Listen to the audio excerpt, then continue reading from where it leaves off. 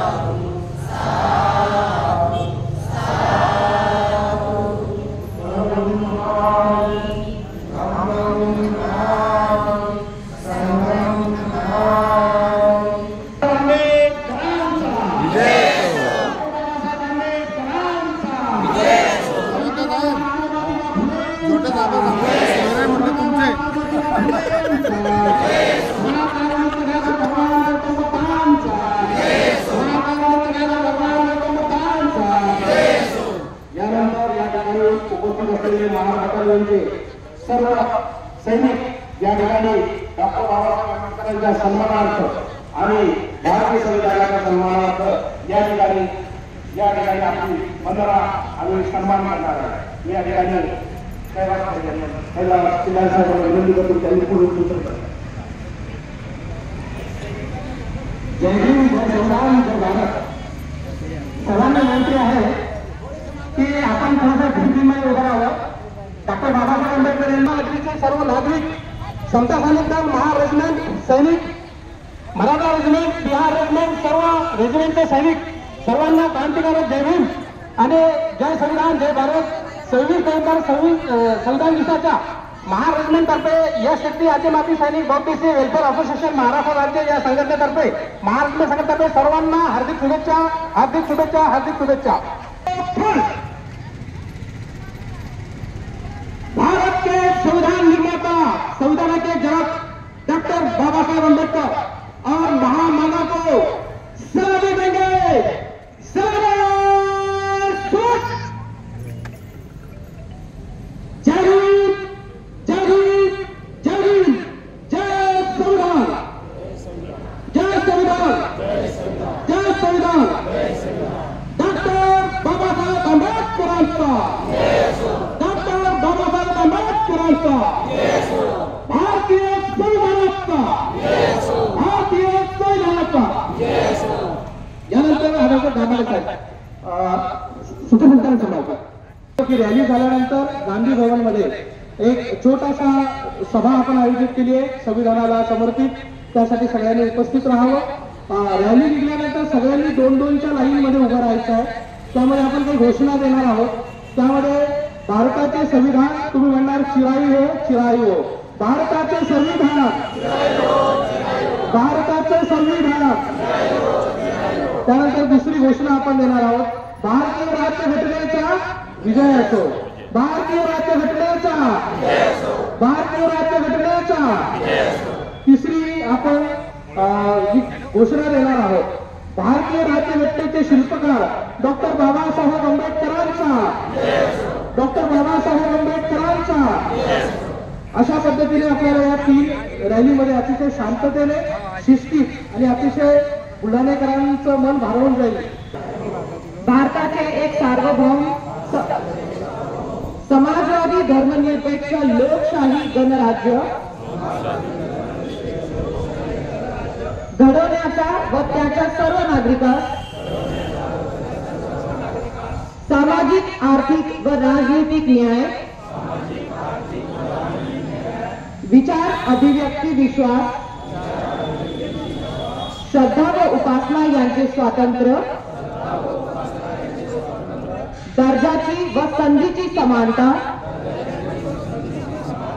निश्चितपणे प्राप्त करून देण्याचा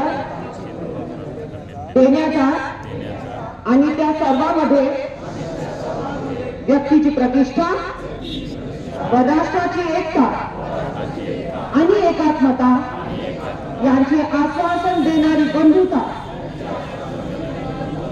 प्रवर्धित करण्याचा संकल्पपूर्वक निर्धार करून आमच्या संविधान सभेत आज दिनांक 26 नोव्हेंबर रोजी याद्वारे हे संविधान अंगीकृत करून आणि अधिनियमितता करून स्वतः प्रत अर्पण करत आहोत. संविधानाचा विजय असो. डॉक्टर बाबासाहेब आंबेडकरांचा विजय असो.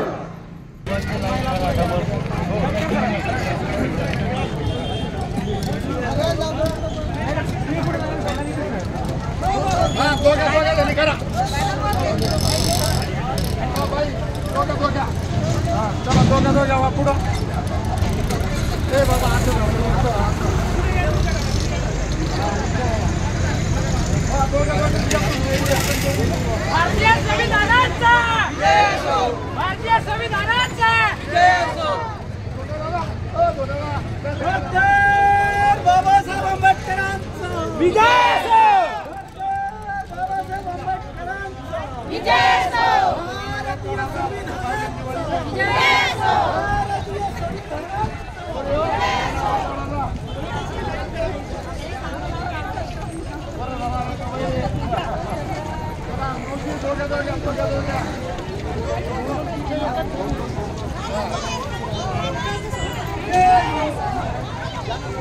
संविधानाचा विजय असो. तिकडे बा घेऊन दे दादा व्हिडिओ काढवा. दोघा दादा मावशी दोघा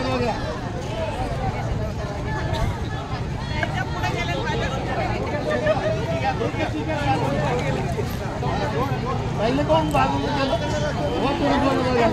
दोघा निघाला.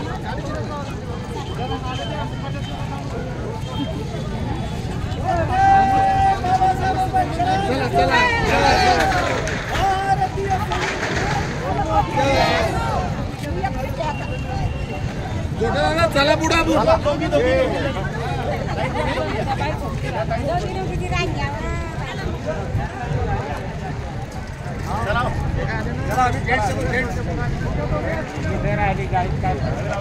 भैया आणि फोटो लागला व्हिडिओ.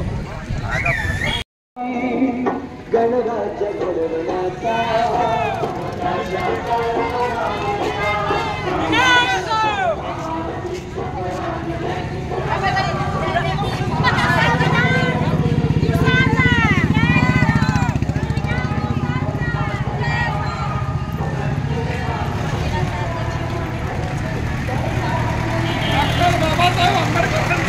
विजय असो.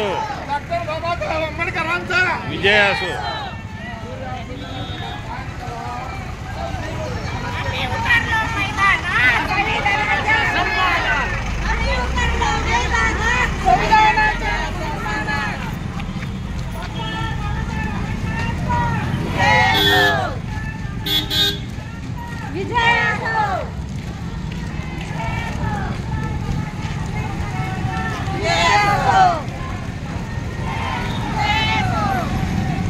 भारतीय संविधानाचा विजय असो.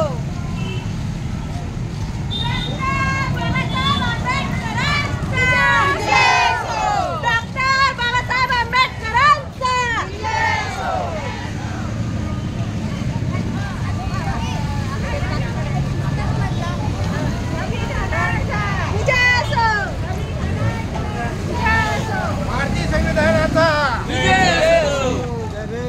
भीम जय भीम जय भीम जय भीम.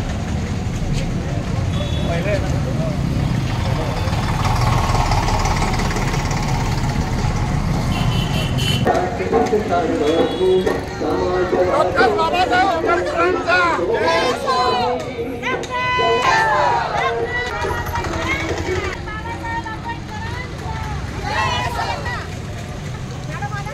नाही मॅडम नाही आले आज.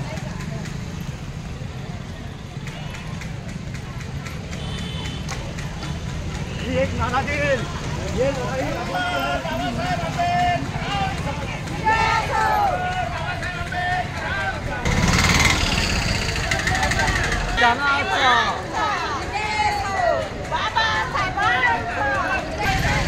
संविधानाच्या सन्मानात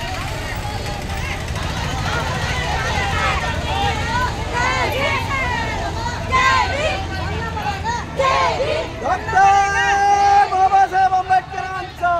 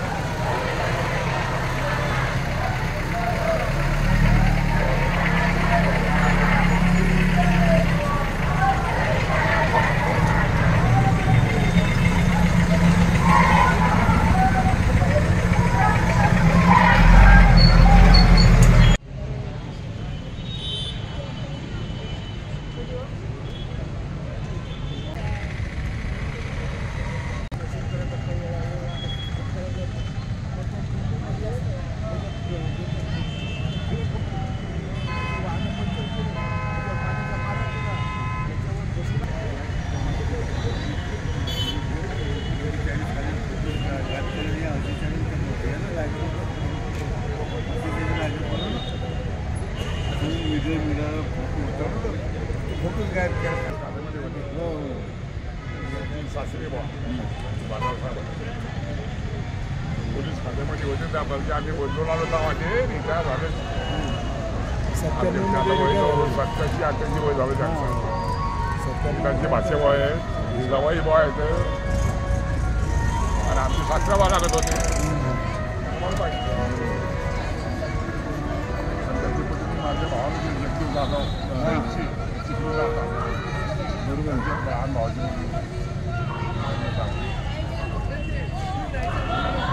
भारतीय संविधानाचा भारतीय संविधानाचा आम्ही उतरलो मैदानात संविधानाचा सन्मान आम्ही उतरलो मैदानात आम्ही उतरलो मैदानात संविधानाच्या सन्मानात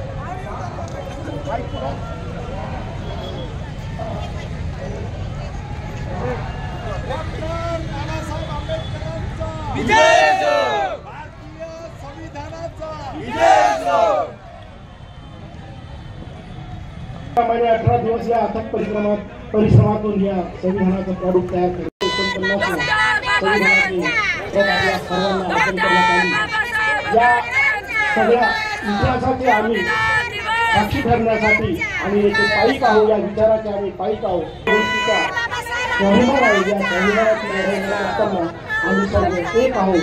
हा एकात्मतेचा संदेश देणारी या ठिकाणी सर्व शहरातून या ठिकाणी आलेली आहे.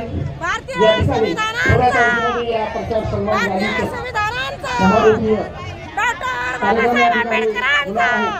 सर्व उपस्थित महिला पुरुष तरुण वर्ग तरुण या सर्वांना विनंती आहे की या सभा मंडपामध्ये आपण शांतचित्ताने जसं रॅलीमध्ये सहभागी होऊन दोन-दोनची रॅली दोन-दोनच्या क्रमाने आलो तसंच या ठिकाणी येऊन या ठिकाणी स्थानापन्न व्हावं. मी समावेश या रॅलीमध्ये असलेल्या सर्वांना विनंती आहे की शांतचित्ताने या सभा मंडपामध्ये आपलं स्थान ग्रहण करावं. थोड्याच अवधीमध्ये या कार्यक्रमाला सुरुवात होणार आहे. आपला सर्वांचा सहभाग हा खरंच या ठिकाणी उल्लेखनीय असा आहे.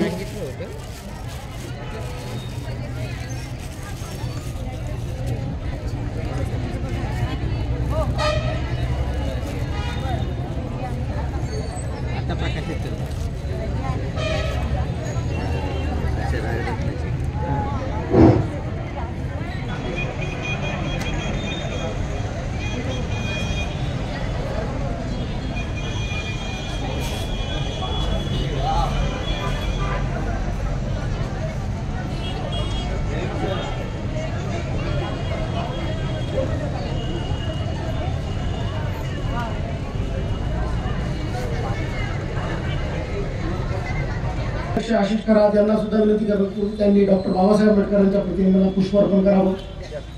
या ठिकाणी उपस्थित असलेले कैलास खिलारी यांना विनंती करतो की त्यांनी महात्मा ज्योतिबा फुलेंच्या त्यांनी या ठिकाणी महामानवांच्या प्रतिमेला पुष्प अर्पण करावं. या संपूर्ण कार्यक्रमाचे आयोजक कुणाल पैठणकर यांना सुद्धा विनंती करतो की त्यांनी या ठिकाणी महामानवांच्या प्रतिमेला पुष्प अर्पण करावं. राहुल कसारे यांना विनंती करतो त्यांनी कृपया मंचकावर मान्य दिलीप जाधव माजी सभापती अर्थ बांधकाम आले त्यांना विनंती आहे की त्यांनी या ठिकाणी मंच काढून आपलं स्थान ग्रहण करावं. रहमत हाफिज साहेब यांना विनंती करतो की त्यांनी येऊन मंचावर येऊन आपलं स्थान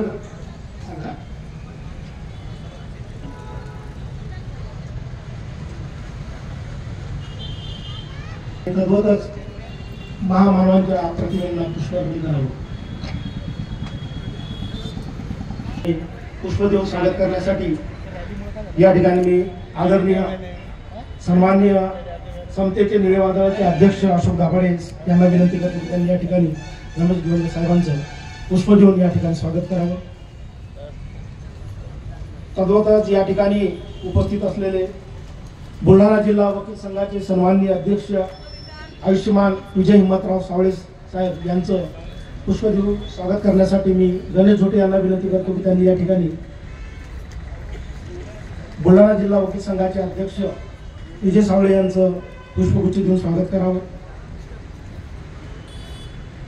या ठिकाणी सम्राट संघटनेचे संस्थापक अध्यक्ष आशिष बाबा कराड यांचं स्वागत करण्यासाठी मी डवरे साहेबांना विनंती करतो की त्यांनी या ठिकाणी येऊन आशिष खरात यांचं पुष्पगुच्छ देऊन स्वागत करावं. या ठिकाणी उपस्थित असलेले शाहीर दादासाहेब बिहारी इंगळे यांचं स्वागत करण्यासाठी बुद्धिस्ट ग्लोबल चॅरिटेबल ट्रस्टचे सदस्य आत्माराम चौथवन साहेब यांना विनंती करतो की त्यांनी या ठिकाणी येऊन शाहीर दादासाहेब बिहारी इंगळे यांचं पुष्पगुच्छ देऊन या ठिकाणी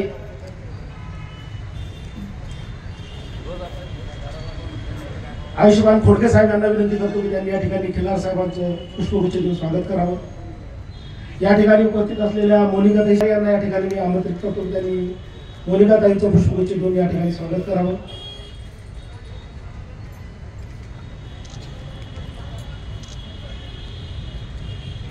या ठिकाणी उपस्थित असलेले सार्वजनिक जयंती उत्सव समितीचे अध्यक्ष माननीय राहुल कासारे यांचं स्वागत करण्यासाठी मी या ठिकाणी ॲडव्होकेट वाय जाधव यांना विनंती करतो की त्यांनी या ठिकाणी येऊन सार्वजनिक जयंती उत्सव समितीचे अध्यक्ष राहुल यांचं स्वागत करण्यासाठी मी प्राध्यापक राजेश खंडेराव सरांना विनंती करतो की त्यांना ॲडव्होकेट वाय जाधव या ठिकाणी उपस्थित असलेले सुभाष विलकर सरांचं स्वागत करण्यासाठी आत्माराम समजून घेऊया या पुस्तकाचं प्रकाशन करणार आहे. यासाठी या पुस्तकाचे लेखक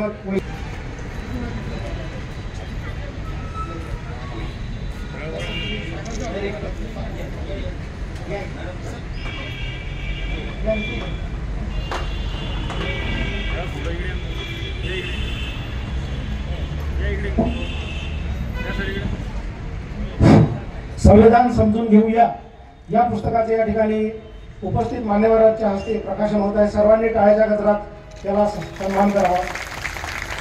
भारतीय संविधान समजून घेण्याची खरंच गरज आहे. आम्ही या संविधान सन्मानाच्या प्रचारार्थ गावोगावी जात असताना अनेक लोकांना निर्मिती केली. याच्याशिवाय आपले मौलिक अधिकार काय आहेत, आपण काय केलं पाहिजे याबाबत मार्गदर्शन करत असताना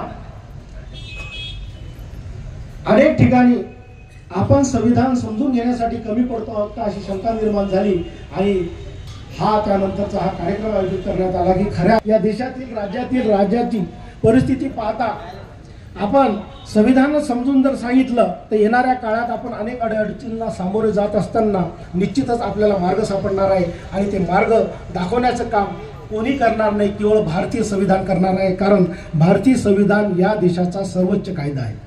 आपला अधिकचा वेळ न घेता या ठिकाणी पुस्तकाचे लेखिका वैशाली निकम यांना विनंती करतो की त्यांनी या ठिकाणी आपलं थोडक्यात पुस्तक प्रकाशनासंबंधी मनोगत व्यक्त करावं. जय भीम बंधू भगिनींनो, सोप्या भाषेत लिहिण्याचा प्रयत्न केलेला आहे आणि आज बुलढाण्यामध्ये येऊन आम्ही हे पुस्तक तुम्हा लोकांसमोर आम्ही प्रकाशित केलेलं आहे. स्टॉलवर उपलब्ध आहे आणि सवलतीच्या दरात आहे. सगळ्यांना विद्यार्थी, शिक्षक, कर्मचारी, शिक्षिका सगळ्यांना हे सोपं व्हावं याच्यासाठी आम्ही हा प्रयत्न केला आहे. नक्की पुस्तक विकत घ्या आणि याच्यात काही चुकलं असेल किंवा काही सजेशन्स असतील तरी आपलं मनोगत व्यक्त केलेलं आहे. आपला अधिकचा वेळ न घेता आजच्या या कार्यक्रमाची प्रस्तावना करण्यासाठी या कार्यक्रमाचे मुख्य आयोजक आयुष्यमान कुणाल पैठणकर यांना विनंती करतो की त्यांनी या ठिकाणी आपली प्रस्तावना व मनोगत व्यक्त करावं.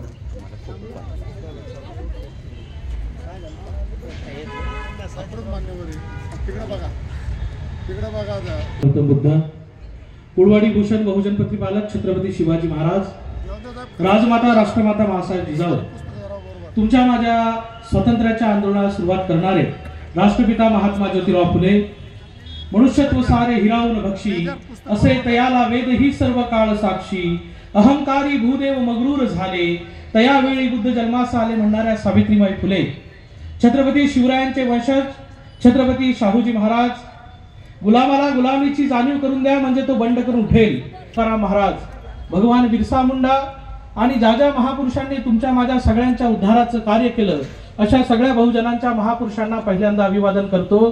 तुम्हा सगळ्यांना माझा क्रांतिकारी जय भीम. तुमचं सगळ्यांचं मनापासून आभार व्यक्त करतो की आज आपल्या संविधानाला 75 वर्ष पूर्ण होत आहेत.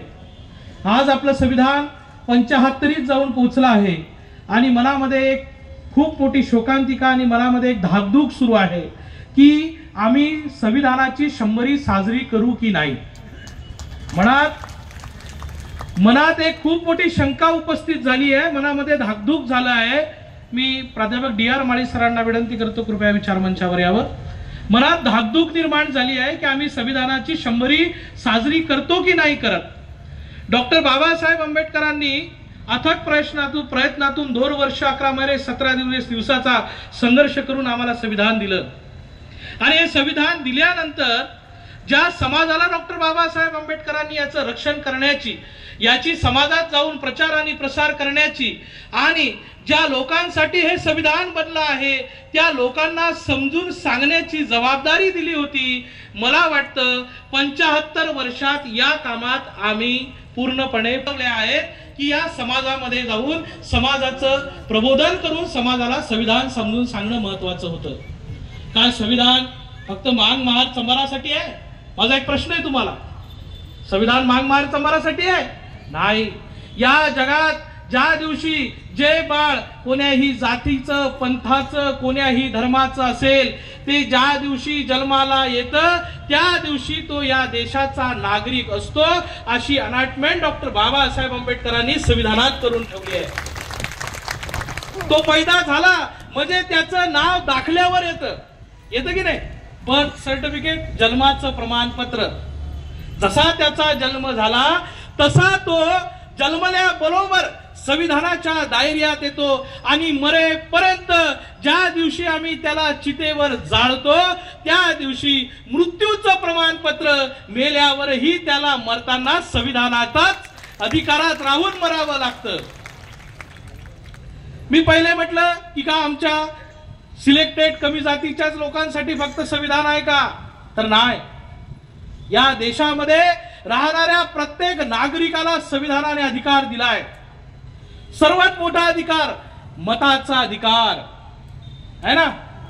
बाबासाहेब आंबेडकरांनी 26 जानेवारी 1950 ला बाबासाहेब घरी आल्यानंतर आपले मित्र शंकरलाल शास्त्रीला सांगतात की मी आज खूप आनंदी आहे. मी का आनंदी आहे?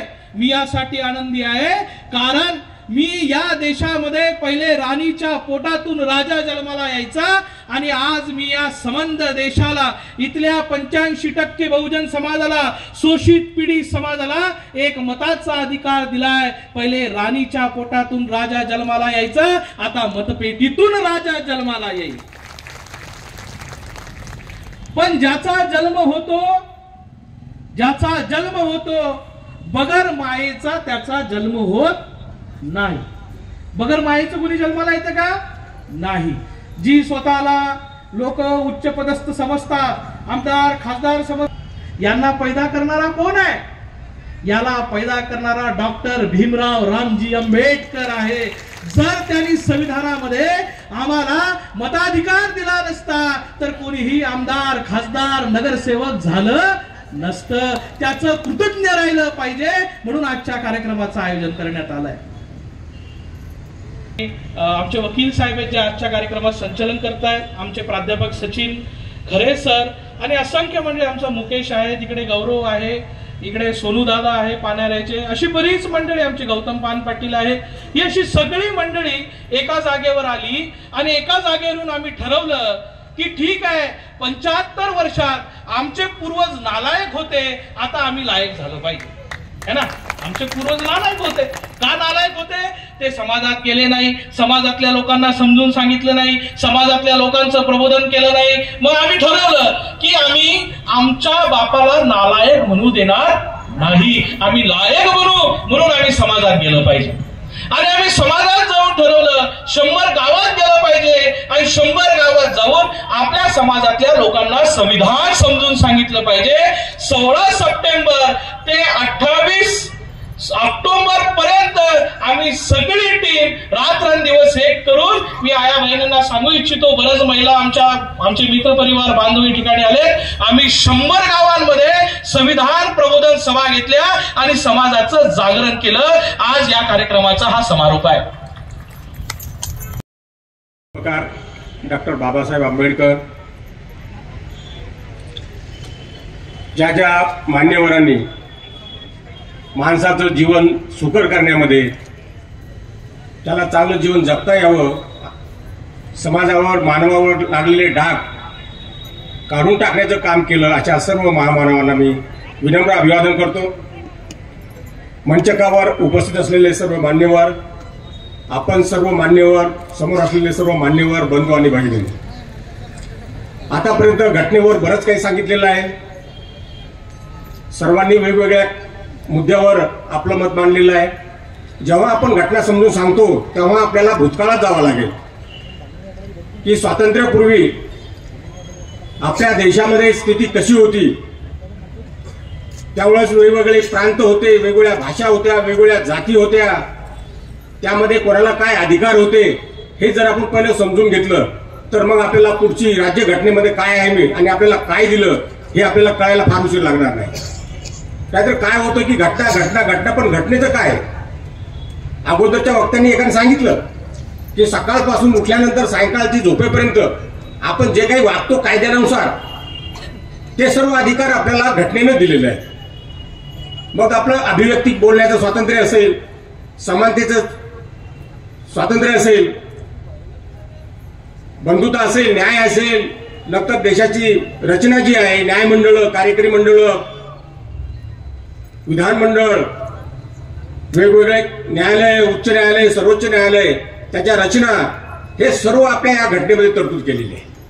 मग आपण घटना म्हणतो तर घटनेमध्ये काय म्हणतो की आपण पाहिलं की आपल्या देशामध्ये महिलांनी कधी हे न करताना, उच्च नीच करताना घटनाकारांनी त्यामध्ये तरतूद केली आणि स्त्री आणि पुरुषाला समान अधिकार दिला, शिक्षणाचाही अधिकार आला. त्यामुळं आपल्या देशाचे पंतप्रधान एक महिला होऊन गेली. इंदिरा गांधी ह्या महिला पंतप्रधान ज्या काही झाल्या त्या आपल्या घटनेमुळे झाल्या. घटनेत तरतूद होती, कारण राजा हा राजाच्या राणीच्या पोटी येत नव्हता, तर राजा हा मतपेटीतून जन्माला येत होता, म्हणून महिला सुद्धा त्या ठिकाणी हे झाले पंतप्रधान. आपल्या देशाच्या राष्ट्रपती सुद्धा महिला झाल्या. त्याचंही कारण आपल्याला माहितीच आहे. समानता जी दिलेली आहे या समानतेच्या तत्वावर, शिक्षणाच्या तत्व याच्यावरती, धोरणावरती ते पंतप्रधान, राष्ट्रपती होऊ शकलेले आहेत. आणि एवढा मोठा देश ज्याच्यामध्ये विविध प्रकारच्या छटा आहेत. आपण जर सर्व पाहिलं तर भाषा वेगळ्या, जाती वेगळ्या, त्या सर्वांना बांधून ठेवण्याचं काम या घटनेने केलेलं आहे. आपण बऱ्याच वेळेस काय होतं की ज्याला फेक नॅरेटिव्ह जे म्हणलं जातं ते फेक नॅरेटिव्ह मध्ये घटनेचा आणि आरक्षणाचा मुद्दा जोडला जातो आणि बाकीच्या इतर मुद्द्याचा त्यात कोणताही उल्लेख केला जात नाही की आरक्षण, घटनेमुळे आरक्षण मिळालं, आरक्षणमुळे नोकरी मिळाली. परंतु हे आरक्षण हे नोकरी पोट भरण्यासाठी किंवा याच्यासाठी नव्हतं, आजही नाहीये ती तरतूद. हे जे लोकप्रतिनिधित्व जे आहे की प्रशासनामध्ये सर्व धर्माचं, सर्व जातीचं त्यात प्रतिनिधित्व असावं, हा त्या मागचा घटनाकारांचा उद्देश आहे. इथं गरिबी हटावचा हा कार्यक्रम त्याच्यामध्ये नाहीये.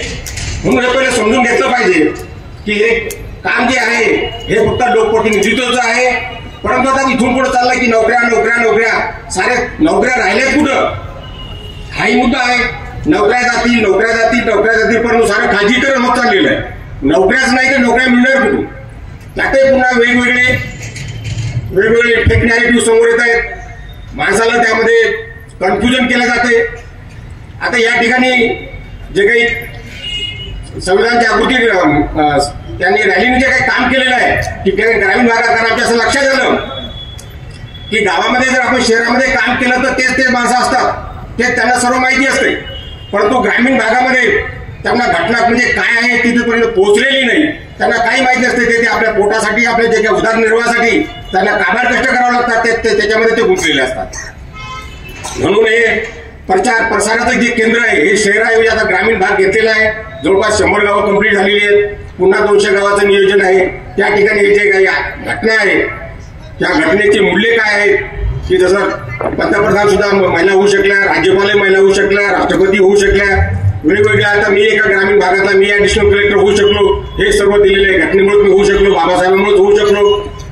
परंतु इथून पुढं सर्वांना जो काही हे आहे, जी शक्ती आहे जयभीमची, ही जयभीमची शक्ती ही माणसाला एनर्जी, पॉवर, शक्ती देणारी जयभीमचा हा शब्द एक चांगला पासवर्ड आहे. तो पासवर्ड जर आपण वापरला तर आपल्याला मोठी एनर्जी येते आणि त्या एनर्जीतून आपण वेगवेगळी कामं करतोय. आजच्या या कार्यक्रमाच्या निमित्तानं बहुतेक या संविधान रॅलीमध्ये भाग घेतला. एक चांगल्या प्रकारचं प्रदर्शन झालं. सर्वांना कार्यक्रमाचं मध्ये भाग घेतला आणि एक कार्यक्रम यशस्वी झाला, त्याबद्दल मी तुमचे आभार मानतो. माझे 2 शब्द ऐकून घेतले, अध्यक्षस्थान दिलं त्याबद्दल मी त्यांचे आभार मानतो. जय भीम, जय संविधान. आभारी आहोत घेवंदे साहेब. आपण आपल्या विवेचनामधून खऱ्या अर्थाने भारतीय संविधान लिहित असताना आणि देशाला अर्पण करत असताना बाबासाहेब म्हणाले होते की भारतीय संविधान